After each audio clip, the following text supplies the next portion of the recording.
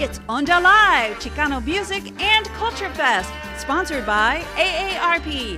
Hosted by Cheech Marin and La Marisol, Onda Live is your 3-day all-access pass to the Chicano vibe in music, comedy, and culture. Saludos a todos. Welcome back to Onda Live, Chicano Music and Culture Fest, sponsored by AARP. Yo soy La Marisol de la Santa Cecilia. It's our closing day of Onda Live, and man, we have a spectacular lineup of mashups, a tribute to Emilio Navaira, and a celebration of Little Joe's 80th birthday. Happy birthday, Little Joe. To begin Onda Live today, we'll have a Zoom session and a premiere of the soon-to-be-released music documentary, Song for Cesar, The Movement and the Music. To open our session, we have moderator Chuy Varela. Thank you, Marisol, and thank you, Onda Live, for hosting today's session and premiere of Song for Cesar, The Movement and the Music. My name is Jesse Chuy Varela, and I will be your moderator for this next segment on the film documentary Song for Cesar, The Movement and the Music. And we have a prestigious panel to discuss this illuminating documentary, which gives a unique cultural and musical perspective to the struggle of the United Farmworkers Union. With us, we have the co-producer and the writer of the title song, Song for Cesar, the one and only Abel Sanchez. Andres Alegría is also here with us, co-producer and senior editor of the film. Christine Chavez, the granddaughter of Cesar Chavez, is also with us. Arturo Rodriguez, president of the UFW since 1993, is also here. David Carrasco, the noted professor at Harvard University, is also with us. And the one and only Taj Mahal is also in the house. So we've got some great folks to talk about Song for Cesar. And to kick it off, Abel, tell us, how did the idea come about for Song for Cesar? Thank you, Chuy. First of all, I'd like to welcome everybody, and I really appreciate all these distinguished guests and good friends for many years to join us and help us talk about the film. The way it started, I mean, we've been on this journey for 15 years, gathering footage and interviews and everything about the story, because it's such an important story. Cesar being one of my heroes for forever, and all the farm workers and the people in Arturo and the UFW. I was just inspired to write a song that just happened. It was dedicated to Cesar Chavez. And from that evolved the making of this film. I was introduced to my partner, Andres Alegría, and somebody said, you guys should do a documentary and pursue. And that's how it began. And it's evolved just so beautifully. I mean, I've met so many beautiful people as a result of this filmmaking and the experiences and their stories, that we're so happy to be able to tell that story, because it's important. It's important. It always has been important, and it always will be. You know, and that's how it all started. I don't know. I'm just honored to have these people. They're going to be able to tell you a lot more about their perception of it, and the film itself will really speak for itself. It's been a journey, and I can't thank God enough for this experience. So, well, I think that you definitely have done wonderful things. I mean, bringing your musical history as really one of the great pioneers of the Latin rock sound in the San Francisco Mission District. And, you know, and Andres, and for you, you know, coming in as, you know, a co-producer and as an editor and someone who has been doing the nuts and bolts of a lot of this, what have been the challenges for you to try to put together this with the best possible quality to honor Cesar? Well, you know, the first challenge was to figure out exactly what we were doing, the film that we were making. We got together to initially do a music video with Abel and Jorge Santana's Song for Cesar. We produced the music video and then thought, well, what are we going to do next? We got encouragement from a number of people, including Maya Angelou, and we decided that we needed to make a full-length film. And we knew that films had been made about Cesar, about the UFW, about the struggle of farm workers in this country. So we felt that we needed to express ourselves in a slightly different direction. And what we did was we recognized the work that artists had been doing for years with the UFW, musicians, painters, writers, people all across the board, actors. And we decided to tell the story of the farm worker struggle and of Cesar's inspiration through the words of the artists themselves. And really, that's what this film is. It's the struggle of campesinos for their rights, for proper treatment, for good working conditions, as told through the inspiration and art of Chicano musicians, artists, actors, writers, etc. Well, I've always believed that really that the emergence of the UFW really was something that, began to mobilize, farm workers to speak up for themselves. But it was also about educating farm workers. And, the work of the Valdez brothers, Luis and Danny and Agustin Lira, they were very important in really creating, this grassroots theater and these songs that everybody sang, to get out there in those picket lines and to be inspired. And Christine, for you, what was your reaction when you saw it? And perhaps, how do you see it as part of your grandfather's legacy? First, I just would like to say thank you. It is an incredible documentary. I think we saw a preview of it a couple of years ago at one of the UFW conventions, and I said, that is going to be incredible. People are going to love that. One of the things that we grew up going with my dad and my mother to Candlestick Park to see Crosby, Stills, and Nash. I had no idea that they did benefit concerts for the farm workers way back when. And so I was very surprised to see that. Growing up, you think you know so much about this movement, but you're always constantly learning more about the people, that gave so much to the movement. There's also another point. I think his name was Raul Rico.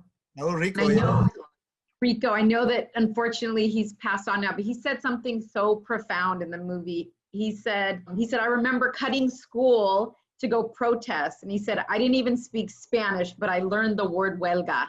And then he said that his chest was filled with pride, knowing he was part of the solution. And he said it's put a smile on his face, and that smile had never left his face.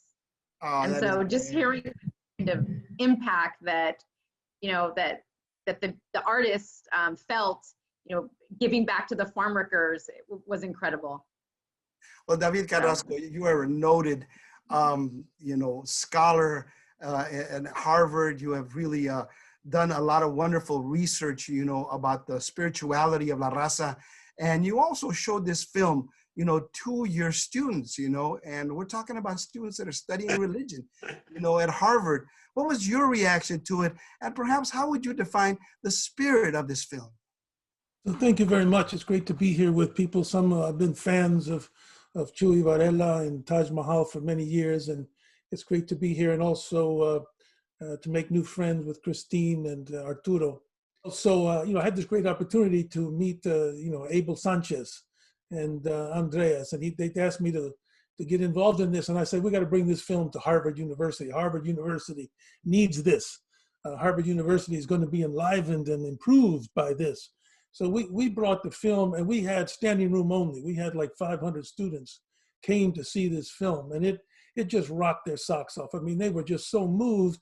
And I think that what they saw in this was that Mexican Americans interacting with other groups, other ethnic groups, other musical people, had really come to define a change in America in the 60s and 70s in a way that they had no idea. They tend to be very moved by, as I am, by the African-American struggle, but the Mexican-American struggle is still kind of regionally known, and this changed things at Harvard. We also had a Mexican cook come and feed 400 of these students, and they could see the combination of music and struggle and learning and new community.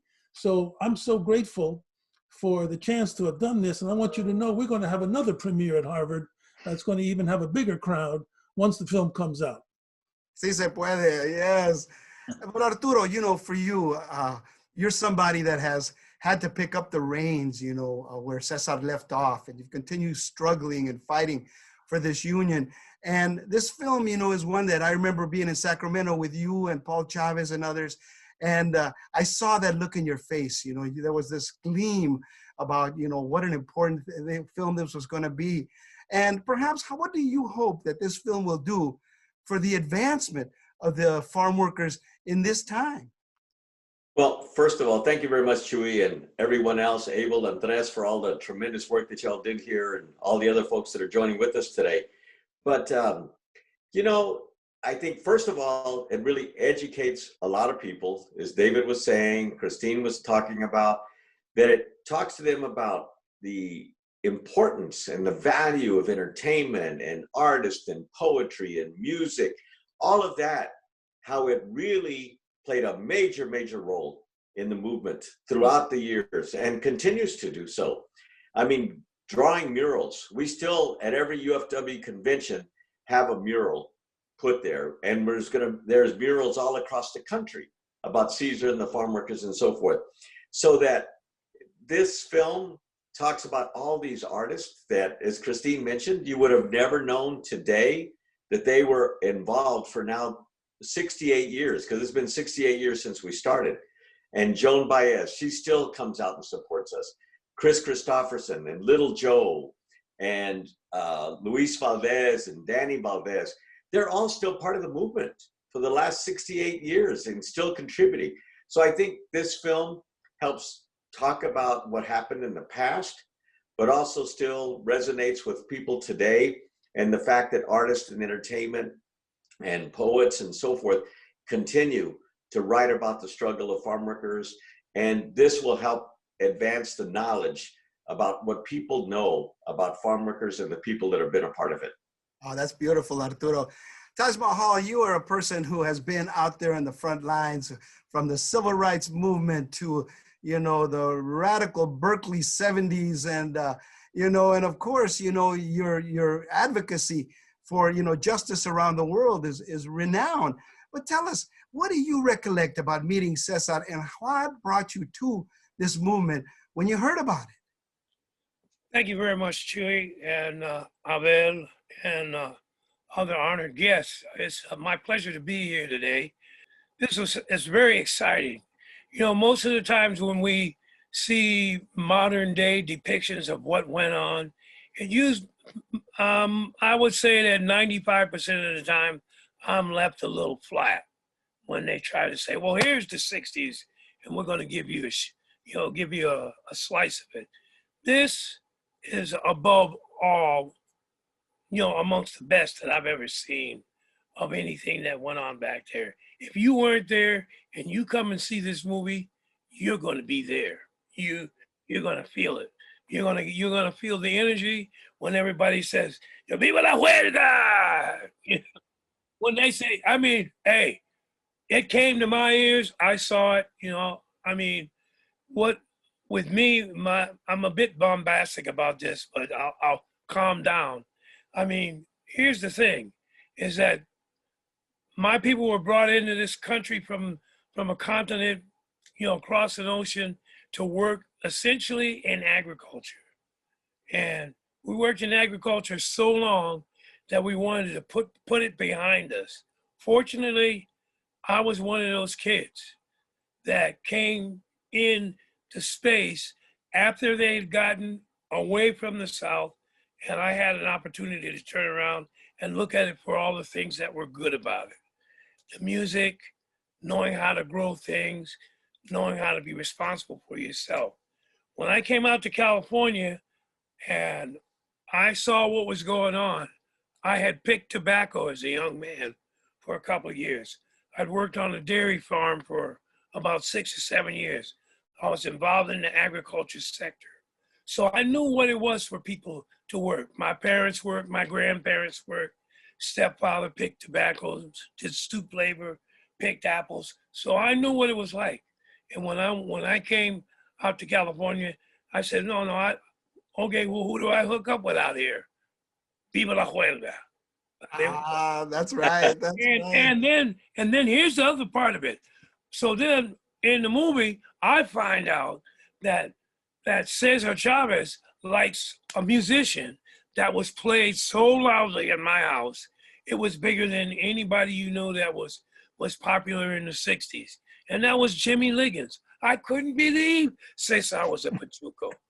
I mean, it just blew my mind because of all Let me tell you that I was at KPFA and I was interviewing him on the morning show, and we were walking by a poster of the San Francisco Blues Festival, and Jimmy Liggins was going to be playing, and he saw that. He goes, I used to dance to this guy. And I go, really? He goes, yeah. He goes, I was a Pachuco. He goes, my man is Coleman Hawkins, body and soul. Yeah, same here. Same here. It's exactly. Mine from the 40s. That's what I took with me on into the 50s. Was Coleman Hawkins and Body and Soul. I played it a lot. I used to play inside my head, walking all the time. But that's not it. That's not only it. Is that oftentimes because the music industry is controlled by people who don't live where the music is made. Oftentimes, that music gets popular, and when the people who are controlling it aren't making any more money out of it, they pull it right out of the community that they're making the money and out of popular circulation. What I loved about what Mexicans did is that all the good music, they keep it. They pass it from generation to generation. That's right. There's one thing that happens, Taj, in Mexican families, is that the families never get rid of their records. So everybody keeps it. But let me go to Abel real quick, because, Abel, one of the people that we lost recently was the great guitarist Jorge Santana. Jorge died in May at the age of 68. And you co-wrote a song for Cesar. And it almost seems that, that Jorge Santana is really, this omnipresent force in this film. Talk about the relation of Jorge Santana to this film, the brother of Carlos Santana.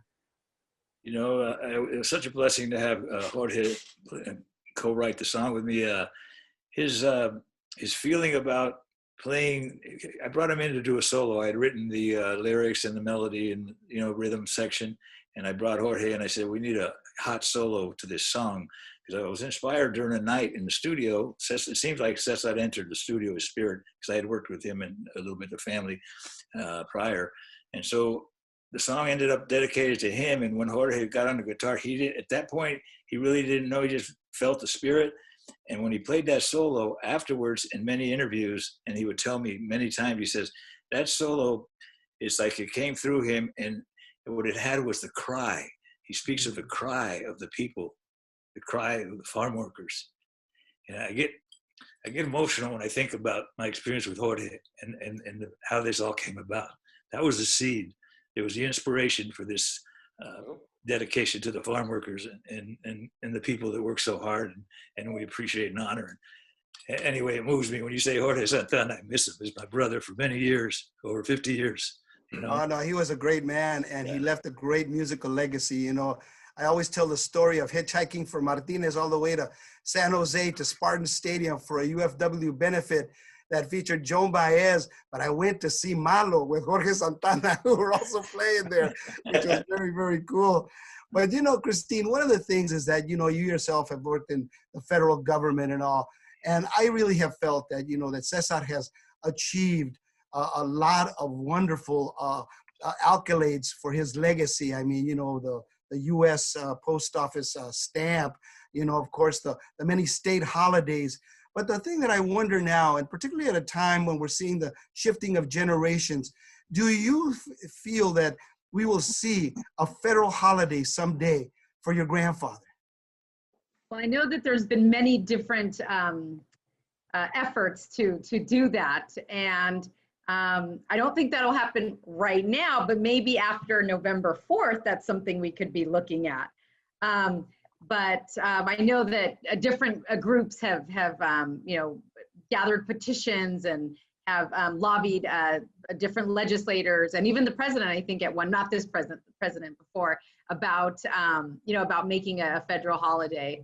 So we'll see. One of the other things I wanted to just point out, something that really also stood out really quickly about the movie is that, and I hear this a lot about my grandfather when people are remembering stories. The person, and I'm blanking on his name, I'm sorry, but the person that went into my grandfather's office and said, oh, I want to take pictures, I'm a photographer, that can be my contribution to the movement. And my grandfather said, no, we need you to go plan all these concerts. And he said, I've never planned concerts. He's like, but I just figured it out. And I hear that story so many times that my grandfather makes a list of things that he needs and just gives it to somebody who may not have that talent or may not know they have that talent, but just kind of figures it out. So I think one of my grandfather's gifts to people is just always pulling out those things from people that maybe they didn't know that they were able to do, but accomplish them anyway. So. Now that's a good point. I believe the person you're talking about is Jim Castle. Yeah. Yes. Castle was Jim very, Castle. very important with that. But Arturo, you know, right now we are seeing farm workers going through perhaps, you know, as devastating situations as they faced when Cesar started this movement. When we look at farm workers working out there within the COVID-19 pandemic, you know, being out there having to wear masks, when we see them having to work in the midst of these fires that are happening in California and the smoke, it really seems that the struggle for farm workers right now is tougher than ever. Wouldn't you agree? Well, it's always been tough from the get-go. I mean, remember when we started 62 years ago, farm workers didn't have toilets in the fields, no drinking water. They weren't covered by any laws whatsoever, like minimum wage laws, and on and on and on, no insurance and so forth. But yes, today it's extremely difficult, and they are true essential workers. Without them, America and many other parts of the world wouldn't have fruits, vegetables, dairy products, wines, you name it, on their tables, and to be able to come together as a family to eat food. And so without their sacrifice and their tremendous willingness to go out and do this, despite all the obstacles that are out there, we're very fortunate that we do have the farm workers that we have in our country today. And it'll never be recognized in this administration, but hopefully over the next, we see a change come about in America, and we really see what these essential workers deserve come true for them, and demonstrate the value that they really have brought to our nation and to society as a whole in terms of their willingness as immigrants to contribute, despite what the odds are, despite what the obstacles are. Arturo Rodriguez, sí se puede, yes. Sí se puede. Yes. But you know, David Carrasco, for many of us, I came up in the Chicano movement, and, we heard, is particularly, being around UC Berkeley, we saw a lot of the writings that Octavio Romano and many others put out that spelled out the legacy of what is known as Aztlán. And Aztlán was this mythical land of the Aztecs, but there was a prophecy that someday the people of Aztlán would rise again to be able to take their proper place to the earth, and it created this incredible indigenous spirit. Do you feel that this film carries that feeling of the growth of what Aztlán has become? That's a great question, and it reminds me of a book I like very much that I want our viewers to know about. It's written by a Mexican-American from San Antonio, John Philip Santos. It's got a great title, Places Left Unfinished at the Time of Creation. And what this film does, this film begins to finish up the story of the Mexican-Americans in this country and what they've created, and not only in terms of the Aztlán story, but in terms of the future. One of the things that's so important about this film is a line that I got from you, Chuy, because in the film, you say that people can learn the truth with a song. And one of the truths that they can learn is about how, to pick up another line from Taj, who said, these people know how to grow things. Mexican Americans from the time of Aztlán to now, they know how to grow not only plants, they know how to grow family, they know how to grow justice, they know how to grow music, and they know how to grow creativity. And one of the things that you see, from Romano to Santos to Cristina, is this kind of creativity that is so profound. Let me tell you how profound it is. There's another great line in the film from Taj Mahal. And what he says is, music is the language of our cosmos. He says, before you learn the language, you're already hearing the music. You know what that reminded me of? When I heard my children, Octavio and Leana's heartbeats. Even before they were born, you hear this cosmic language, and it's a drum. It's like the music that is calling forth the Chicanos, not only to keep struggling, but for the rest of the country to recognize what it is we have created, what it is we're giving, And I think this film is a great example of that, because this film can bring anybody who watches it and make them want to dance together with the story of the farm workers and Cesar Chavez. And that's what we got to do to finish the creation, is get people to dance together with La Raza. Oh, I like that. That is very cool. Andres, for many years, I was a devoted listener to your shows on KPFA, on Ahora, on Saturdays. And, perhaps one of the most impactful interviews that you did was with Edward James Olmos, where you spent an entire afternoon with Edward James Olmos talking really about his mission in life. And one of the things that I learned from it really is how the artist can be an advocate and an activist, and use their celebrity, if you will, to be able to bring about change, positive change, in our society. For you, talk about, the role of the artist activist and the importance today, and that perhaps how these artists that are profiled in this film, utilize their celebrity to bring good to society. Absolutely.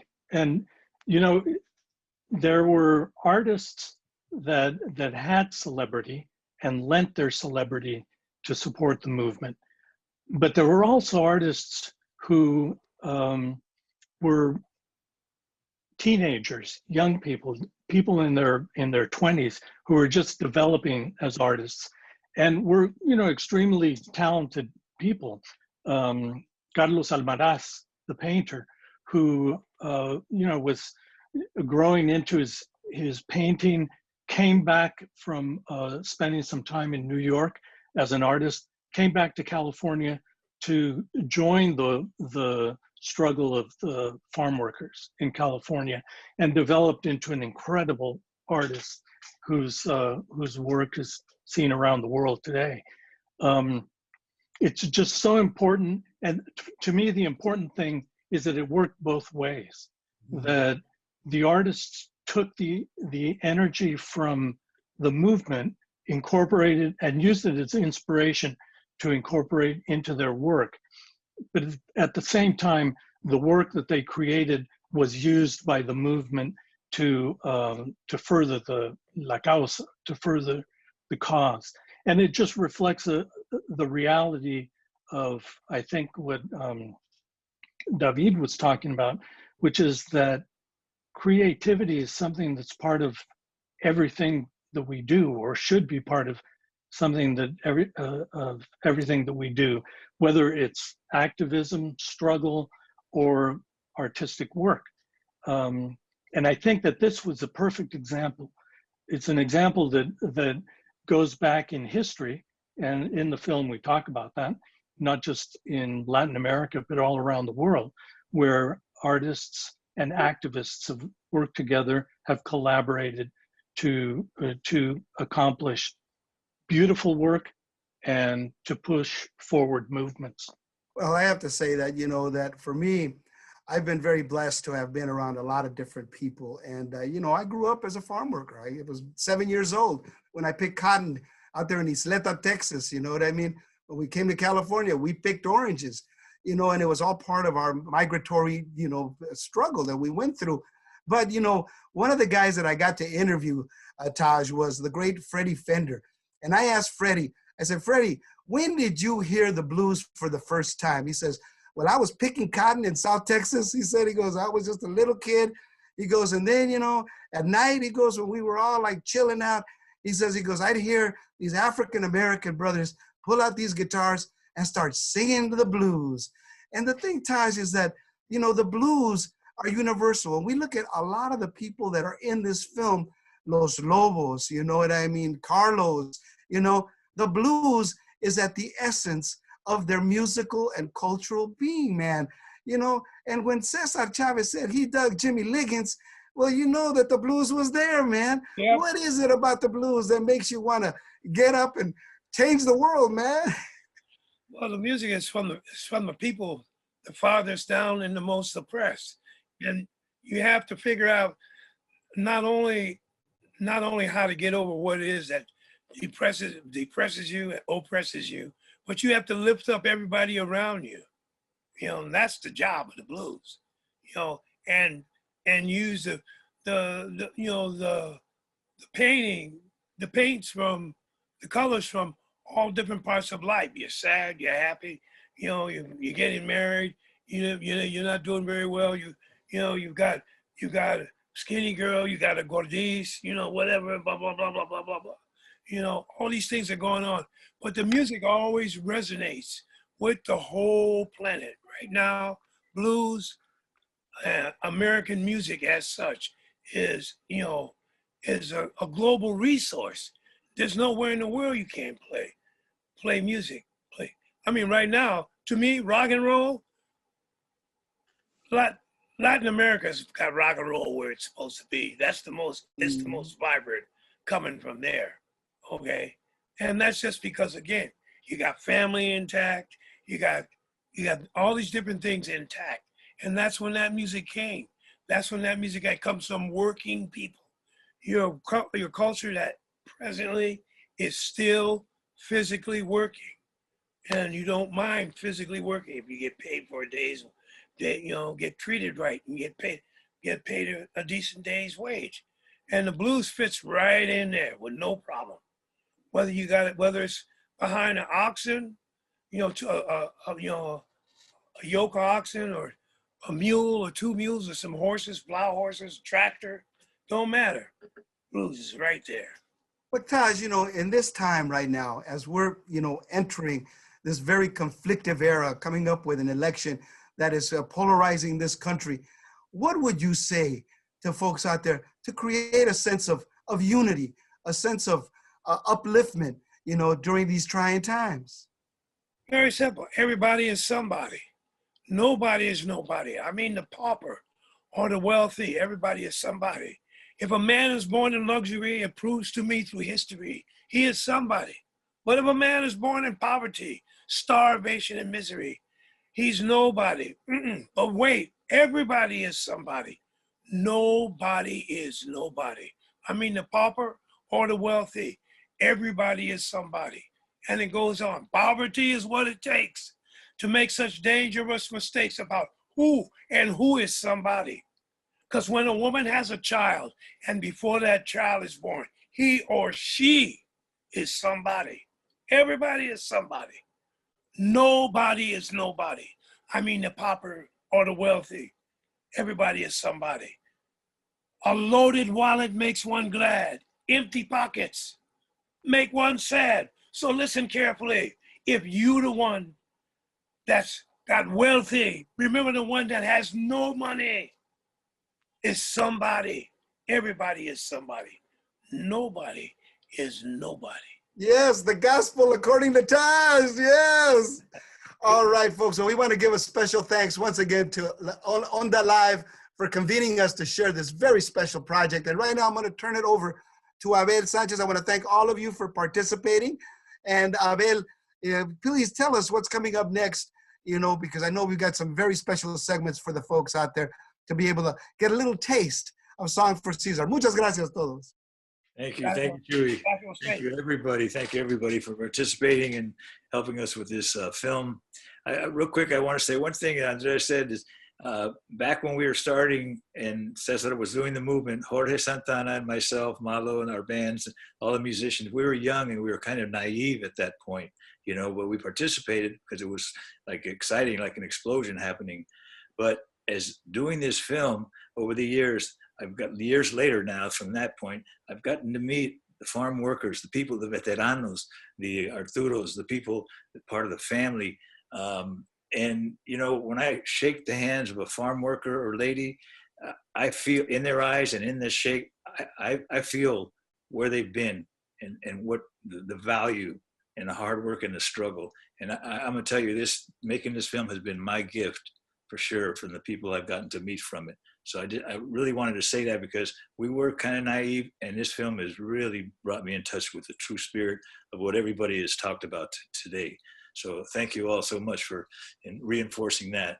But now we'll go to the film, which, you know, we had an honor of it. We're going to play some music out of the film. One of the pieces with actually my brother there, Taj, and myself and the band, a little blues tune, because like you say, the blues was the roots of many of us. and just some clips of the film to let people know, let our audience know what we're talking about as far as we really hope that everybody is basically educational, entertaining, but most of all educational in terms of the younger generations. We don't want the younger generations. I know Julie Rodriguez had gone to some classes with our initial tape, and she said, or started, how many know who Cesar Chavez is? And she said, the response, some little guy raised his hand and says, I know, he's a boxer. Oh, well, that hurt, right? It's the disconnect, which we want current generations, future generations to know who Cesar Chavez was and is, what he brought to the world, and that's the important part. And then another last thing was, one of the interviewees said that he wants kids to know that food doesn't come from the shelf at Safeway. He wants them to know what Arturo said earlier, where it comes from, the people that have a gift and a talent, and hard work and struggle to do that, bring us the food that nourishes our country and the world, So anyway, I really hope everybody enjoys the film, and it'll be out in March of 2021 on Cesar Chavez's Month Through a Nation, and just thoroughly enjoying. Thank you all so much. Thank you. One last thing. Let's all give a collective Si Se Puede. 1, 2, 3. Si se puede. Right on. Thanks, everybody. Is it just an inspiration that I'm searching for? Like a sailor across the ocean, seeking to explore. Like a never-ending battle. It was said somewhere along the line, beware of a movement that sings. Will I be forever? Because the music is what lifts everything. I want you to take out everybody in those fields. Cesar, he lived his life for farm workers. Cesar Chavez, his dreams, his hopes, his desires, his work will live as long as we who are alive keep it alive. Big boss man, can you hear me when I call? The relationship between the owners and the people doing the work was appalling to me. It was something that I could do to help, raise money, bring awareness. Well, then it was time not to eat grapes. Grapes did not get eaten. I've always been the happiest when I was doing activism and music at the same time. I think the deciding factor in whether you're going to make real social change or not is risk. Are you willing to take a risk? And the farm workers took the risks. They don't care whether they're stripes, and as long as they're Mexicans, they're stopping him and beating him up in the streets.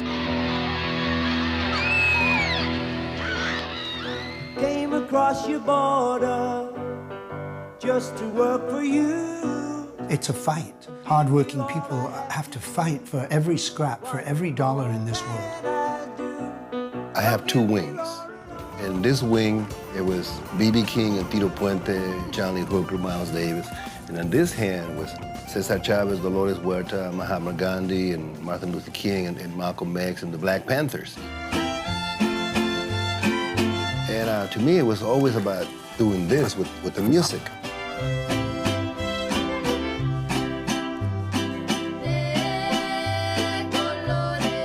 Music has always been part of our history as far as our Mexican roots. The corrido goes all the way back to the Mexican Revolution of 1910. We use music for the movement, and that's where we got a lot of money to continue doing our work, And just the whole idea of bringing rock musicians behind a movement, it was a very effective thing. Up to California. Music is important to affairs of the heart. As soon as I knew that it was Cesar and that it was for the farm workers, I was committed. And what will you be given to your brown-eyed children? We as artists had a purpose, and that purpose was to be faithful to each audience and to bring our stories, our theater, our plays, our music to the people, because that's where it belonged.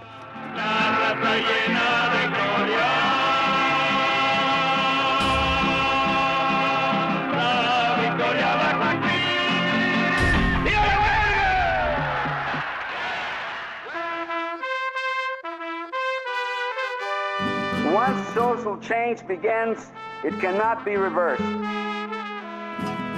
You cannot uneducate the person who has learned to read. You cannot humiliate the person who feels pride.